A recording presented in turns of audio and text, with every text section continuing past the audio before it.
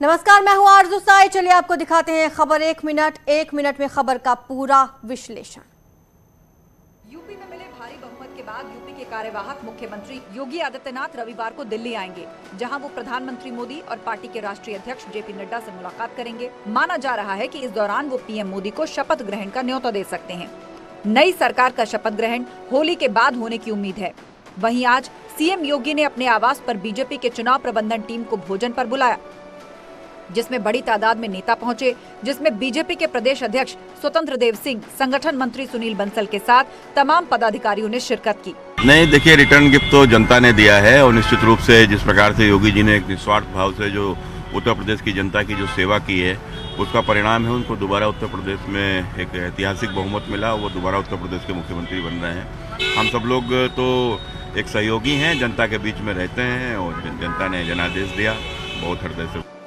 UP में NDA गठबंधन को प्रचंड बहुमत मिलने पर निषाद पार्टी अध्यक्ष संजय निषाद ने लखनऊ में प्रेस कॉन्फ्रेंस की। इस दौरान संजय निषाद ने प्रधानमंत्री नरेंद्र मोदी और मुख्यमंत्री योगी आदित्यनाथ का आभार व्यक्त किया। उन्होंने कहा कि पीएम मोदी के विजन और सीएम योगी के सुशासन को देखते हुए जनता ने एक बार फिर से विकास को चुना। संजय निषाद ने कहा कि बीजेपी ने मित्रता और साझेदारी का पूरा धर्म निभाया।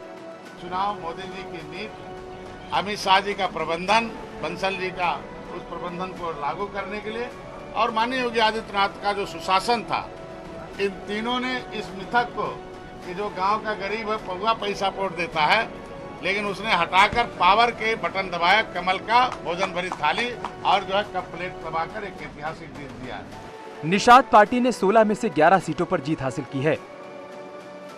विधानसभा चुनाव में हार के बाद समाजवादी पार्टी अब समीक्षा में जुट गई है। लखनऊ में शिवपाल सिंह यादव ने एसपी अध्यक्ष अखिलेश यादव से उनके आवास पर मुलाकात की। इस दौरान दोनों के बीच चुनावी नतीजों को लेकर मंथन हुआ, जिसके बाद शिवपाल ने कहा कि हार के कारणों की समीक्षा की जाएगी। तो कहीं न कहीं कुछ खामियां रह जाती हैं चुनाव में, तो उस पर हम सब लोगों को चिंतन करना है और चिंतन के साथ साथ समीक्षा भी करनी है। और समीक्षा करने के बाद हम सब लोग फिर आगे काम करेंगे।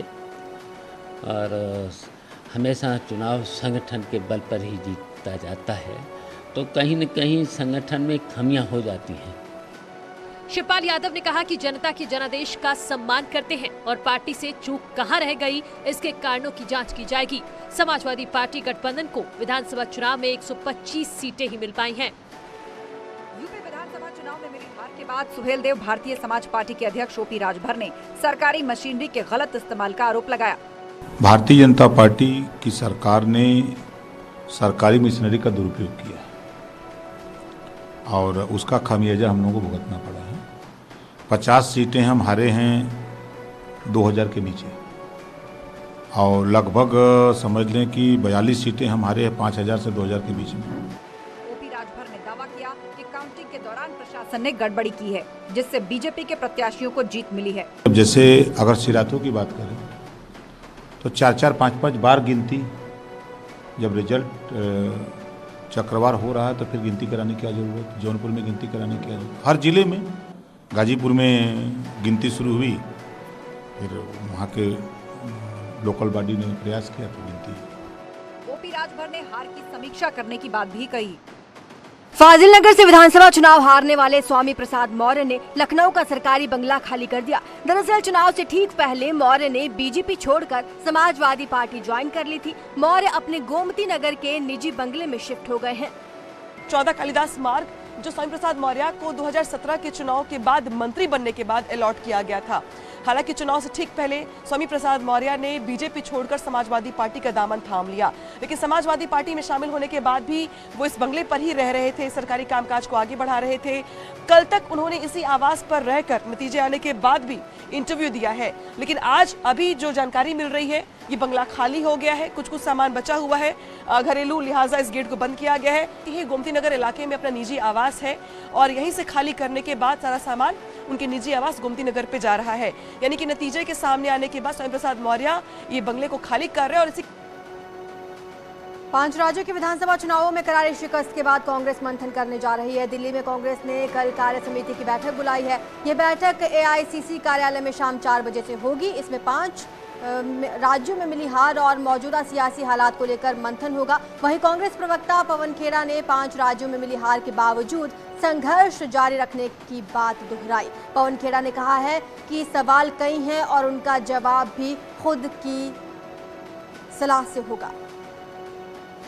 जीत गए तो सोचा साहब विचारधारा की लड़ाई समाप्त होगी। अरे साहब, चुनाव की जीत और विचारधारा की जीत आपस में संबंधित नहीं है। वह एक सतत संघर्ष है, वह निरंतर करते रहने वाली लड़ाई है और करनी ही होगी। पतझड़ क्या जड़ों को मायूस करता है? पत्ते झुलस जाते हैं, हवा में बिखर जाते हैं, लेकिन जड़ें जानती हैं कि बसंत को आना है। हमें जड़ों के स्तर पर जड़ों को सींचते हुए, जड़ों से सीखते हुए काम करना है और फिर से अपने संघर्ष पथ पर जाना है। उत्तराखंड में बीजेपी को प्रचंड जीत मिल चुकी है, लेकिन बड़ा सवाल ये कि अगला मुख्यमंत्री कौन होगा। इसको लेकर बीजेपी में हलचल तेज हो गई है। पार्टी के कई बड़े नेता दिल्ली में डेरा डाले हुए हैं। बीजेपी के प्रदेश अध्यक्ष मदन कौशिक और नैनीताल सांसद अजय भट्ट ने दिल्ली में संगठन महामंत्री BL संतोष से मुलाकात की। अजय भट्ट ने कहा कि विधायक दल की बैठक में नेता चुना जाएगा। इस पर कोई चर्चा नहीं हुई है। अतिशीघ्र नए मुख्यमंत्री जी आएंगे तो वो होली के बाद भी हो सकता है या कोई शुभ मुहूर्त होता ही है, जो देखते हैं कैसे होता है।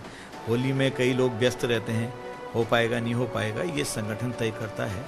ये बात की बात है, हमारे परिधि में नहीं था, इसलिए इस पर कोई बात नहीं हुई हमारी। अजय भट्ट ने कहा कि पुष्कर धामी हमारे नेता हैं। अगर पार्टी उनके नाम पर मुहर लगाती है तो किसी को कोई ऐतराज नहीं होगा। इससे पहले मैंने बयान दिया था, पुष्कर जी हमारे नेता हैं, नेता रहेंगे। उनके नेतृत्व में हमने चुनाव लड़ा है। अगर दोबारा उनको मौका मिलता है पार्टी की तरफ से तो किसी को कोई एतराज नहीं होगा।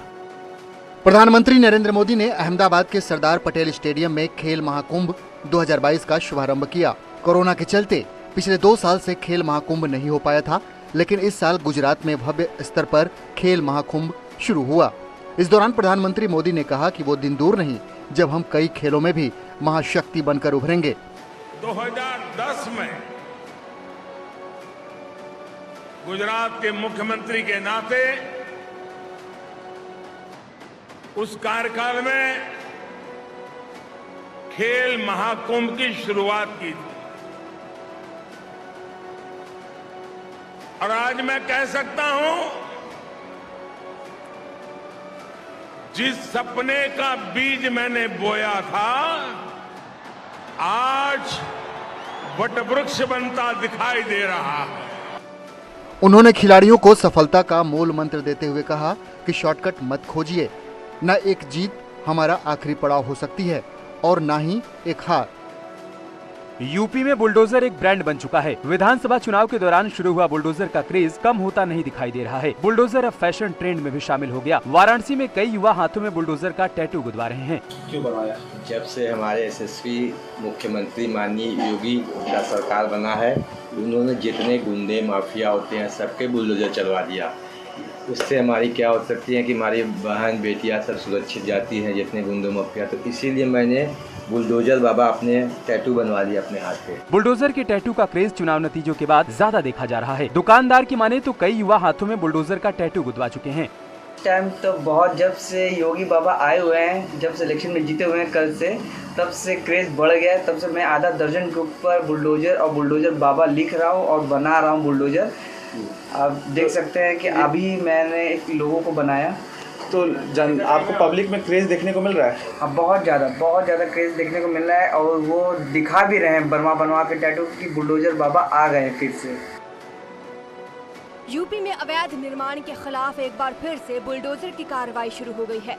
आगरा में प्रशासन ने एक स्कूल के अवैध निर्माण को बुलडोजर से ध्वस्त किया। कैंट इलाके के निजी स्कूल के अतिक्रमण पर प्रशासन ने ये कार्रवाई की। उधर सीतापुर में भी अवैध रूप से चल रहे 2 ईंट भट्टों पर भी प्रशासन ने बुलडोजर चलवाया। भट्टों को तोड़ने के बाद प्रशासन ने उनमें पानी भी भर दिया, जिससे भविष्य में वहां फिर से अवैध रूप से ईंट भट्टा ना बन सके। प्रशासन ने ये कार्रवाई कुलताजपुर और केसरीगंज के ईंट भट्टे पर की। इस दौरान मौके पर भारी पुलिस फोर्स मौजूद रही। एसडीएम के मुताबिक क्षेत्र में 20 से ज्यादा अवैध ईंट भट्टों की जानकारी मिली है, जिसके बाद ईंट भट्टों के कागजों की जांच की जा रही है।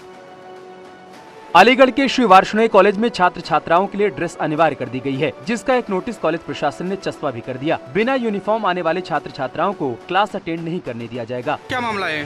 ये एक रिमाइंडर है, बच्चे जनरली प्रोस्पेक्टस में पढ़ते नहीं है, प्रोस्पेक्टस में ही यही ड्रेस है, वही सेम सूचनाएं इसमें दिया है कि बच्चे प्रॉपर उस गणवेश में आएंगे, यदि वो उसमें नहीं आएंगे तो हम प्रवेश वर्जित करेंगे। जो छात्र ड्रेस में नहीं है उन्हें कॉलेज के गेट पर ही रोका जा रहा है। कॉलेज प्रशासन के इस फैसले का छात्राएं स्वागत भी कर रही हैं। ड्रेस तो कॉलेज में कंपलसरी होती है और ड्रेस के बिना हमारी कोई पहचान नहीं है। जब हम ड्रेस में आते हैं तो हमको पता चलता है कि हम कॉलेज में स्कूल में आ रहे हैं। दरअसल कॉलेज में पिछले दिनों हिजाब विवाद को लेकर हंगामा हो गया था, जिसके बाद हिंदूवादी संगठनों ने कॉलेज प्रशासन के खिलाफ नारेबाजी की थी, जिसको देखते हुए कॉलेज में एक बार फिर से ड्रेस कोड का सख्ती से पालन करवाया जा रहा है। नोएडा में सुपरटेक एमराल्ड कोर्ट के ट्विन टावर को तोड़ने का मामला युद्धस्तर पर चल रहा है। हालांकि टावर को तोड़ने का जिम्मा जिस कंपनी को मिला है, उसके सामने बेसमेंट में भरा पानी लगातार चुनौती बना हुआ है। जो रहा है जिसकी वजह से माइंस नहीं लगाई जा पा रही हैं। माइंस नहीं लगाने की वजह से माना जा रहा है कि आने वाले दिनों में ध्वस्तीकरण कहीं डिले हो सकता है। और सबसे बड़ी बात है कि जेट पंप कई दिनों से लगा हुआ है, पानी बाहर निकाला जा रहा है, बेसमेंट में पानी भरा है और ये लगातार भर रहा है। इसका सोर्स खंगालने के लिए इंजीनियर्स की एक टीम भी डिप्लॉयड की गई है, जो ये पता लगाने की कोशिश कर रही है आखिर ये पानी। माना जा रहा है कि पानी के चलते ध्वस्तीकरण की कार्रवाई 22 मई से आगे भी खिसक सकती है। जिस तरीके से पानी का सोर्स नहीं मिल रहा है, ऐसे में माना जा सकता है कि आने वाले दिनों में ये डिले भी हो सकता है, क्योंकि जब तक पानी पूरी तरीके से सूखेगा नहीं, बेसमेंट में मलबा भरा जाएगा और उसके बाद माइंस लगाई जाएंगी। अयोध्या में भव्य राम मंदिर के निर्माण का काम तेज रफ्तार से चल रहा है। मंदिर के लिए तराशे गए पत्थरों को उनके नियत स्थान पर रखने के लिए एक आधुनिक मशीन रामलला परिसर पहुंची है। यह मशीन करीब 300 टन का वजन उठा सकती है। मंदिर निर्माण की प्रक्रिया तेजी के साथ चल रही है। प्लिंथ का निर्माण अपने आखिरी चरण में है और इसी के ऊपर अब तराश के रखे गए पत्थरों का स्ट्रक्चर रखा जाएगा। इन भारी भरकम पत्थरों को उठाने के लिए अब 300 टन का वजन उठाने वाली विश्व की सबसे भारी भरकम मशीनें राम जन्मभूमि परिसर में लगा दी गई हैं। राम मंदिर ट्रस्ट तय समय के अंदर मंदिर का निर्माण पूरा कराना चाहता है, जिसके लिए इन मशीनों का इस्तेमाल किया जाएगा। रुकेंगे छोटे से ब्रेक के लिए, जल्द हाजिर होंगे।